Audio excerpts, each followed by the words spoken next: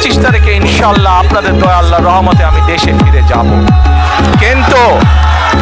কিন্তু এখানে উপস্থিত, এই ঘরে উপস্থিত প্রত্যেকটি মানুষের কাছে আমার অনুরোধ, দয়া করে কেউ আপনারা এয়ারপোর্টে সেদিন যাবেন না।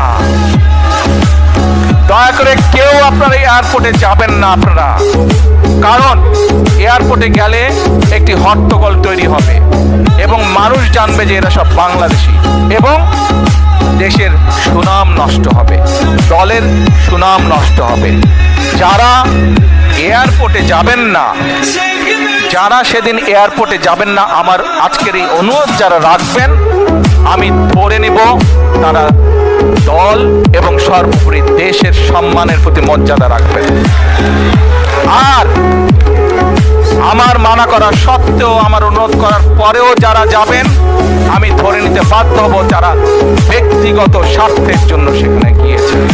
ষড়যন্ত্র চলছে, ষড়যন্ত্রকারীরা কিন্তু তাদের সেই 71-এ যারা ষড়যন্ত্র করেছিল, 75-এ যারা ষড়যন্ত্র করেছিল, 7ই নভেম্বরে পরাজিত হয়েছিল, 81-তে যারা ষড়যন্ত্র করেছিল, 96-তে যারা ষড়যন্ত্র করেছিল, পরবর্তীতে যারা ষড়যন্ত্র করেছে, তাদের ষড়যন্ত্র কিন্তু থেমে নেই।